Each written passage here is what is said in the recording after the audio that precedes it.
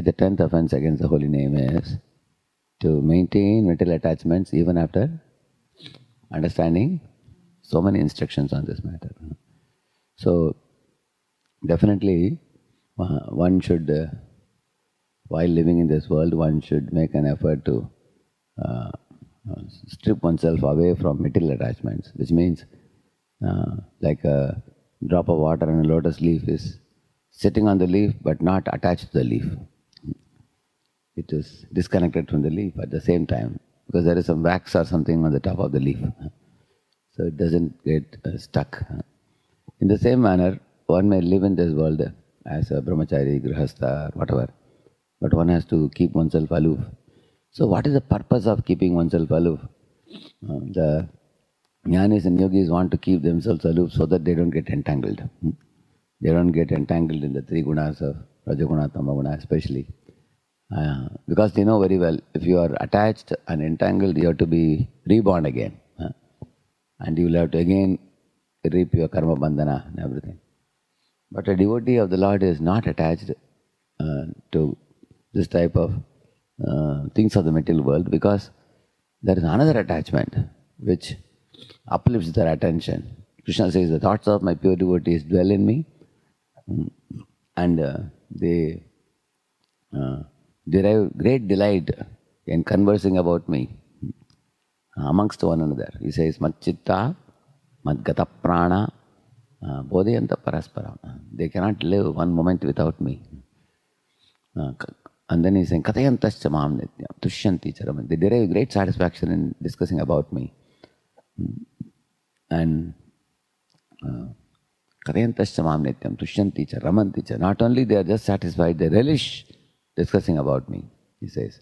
So, both in the Bhagavad Gita and the Srimad Bhagavatam, in Srimad Bhagavatam even one more step he says, Katam tam tyaktam utsahe. How can I give up my devotees who have given up everything for me?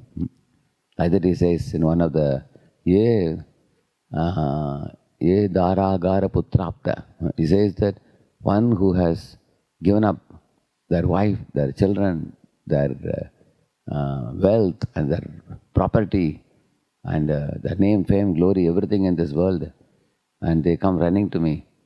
Immediately what we picturize in our mind is, if one has given up wife, children, everything in the world, that means he must have taken sannyas or something, I think. But Ambarish Maharaj was living in the midst of all of that, but he was not attached to any of that. You will see that. Because his heart was given away to Krishna, even though he was living in the midst of everything. So, whether you are a brahmachari or whether you are a grihastha living in the midst of all these things, if one gives the heart to the Lord, he is the one who is a devotee, and that is the definition of a devotee. Devotee by definition means one whose heart is in Krishna. How? Like fishes live in water. It's like that. This is the example given by Baladeva Devbhushan for this purport. Machitta madgata prana. Like a fish, if you take it out of water, it will die. Similarly, if devotees are separated from association and Krishna, they cannot live their life. They have no meaning to life without that. So, the 10th offense is not just stripping away oneself from material attachments like Dhanam, Janam, Sundarim in this world. The second part of that was Nadanam, Najanam, Nasundarim. What is it? Kavitamba, Jagadisha Kami. And then Mama Janmani Janmaneshwari Bhavatad Bhakti Rahaitu Kitvai. He says that on one hand, I want to be detached from all these entangling agents. On the other hand, I want to uplift my consciousness to engage in Krishna's loving service and completely absorb my consciousness and loving attachment to him, he says. So, how does this mamata for Krishna develop?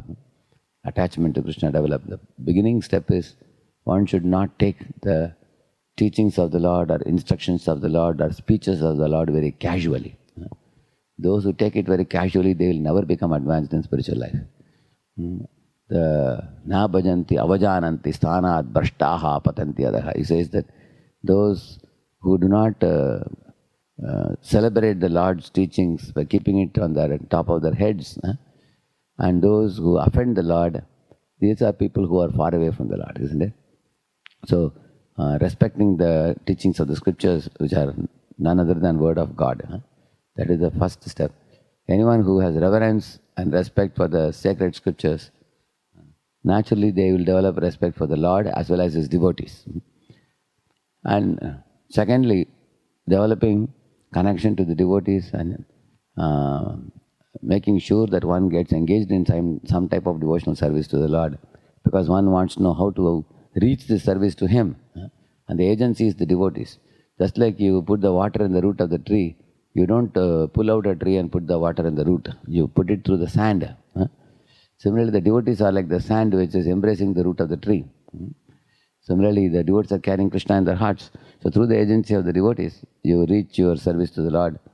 So respect the scriptures, respect the devotees, and then the respect for the Lord naturally increases by that. And then the respect gradually makes one strictly adhere to the duties in the path of devotion service. And that adherence to the duty gradually transforms into love and affection for the Lord and sense of belonging to the Lord and one-pointed attention towards the Lord. All these things are concomitant results in the practice of devotional service a devotee can experience. And as this affection, attachment increases, then the detachment from matter is a very concomitant corollary.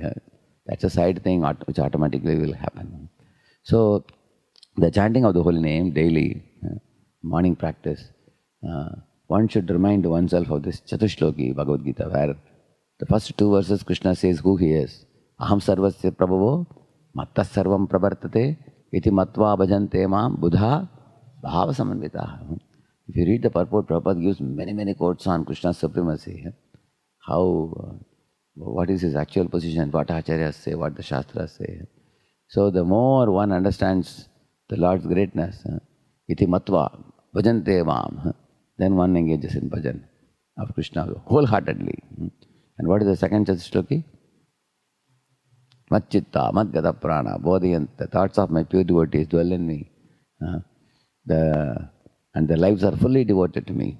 Conversing about me amongst one another, they derive great satisfaction and bliss in remembrance of me, he says. And then these two are the verses, it's about Lord Krishna.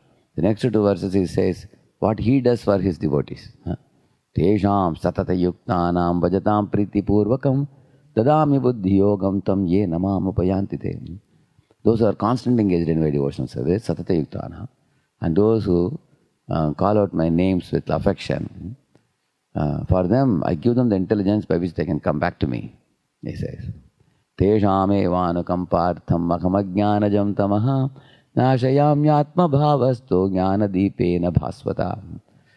And those devotees who are not learned, who cannot study the sacred scriptures and literatures because of their illiteracy, I, residing in their hearts as indwelling supersoul, I drive away the darkness by lighting up the lamp of knowledge in the heart of such a devotee. In this way, even an illiterate devotee becomes enlightened by my mercy, like that he says, due to my anukampa for them. So these kind of verses should be remembered and adored and relished. Then when this climate of heart is created, then the chanting of the holy name is imbued with respect and devotion, duty, affection, attachment, and that spirit is very essential for uplifting our consciousness in the path of chanting. Otherwise, chanting can be a mere joy exercise without much producing any effect in our heart. But if one understands these principles which we discussed today, then we are approaching in the road which is leading us to Krishna's lotus feet and remembrance of Krishna with increased remembrance day after day, month after month. Harinam Prabhu ki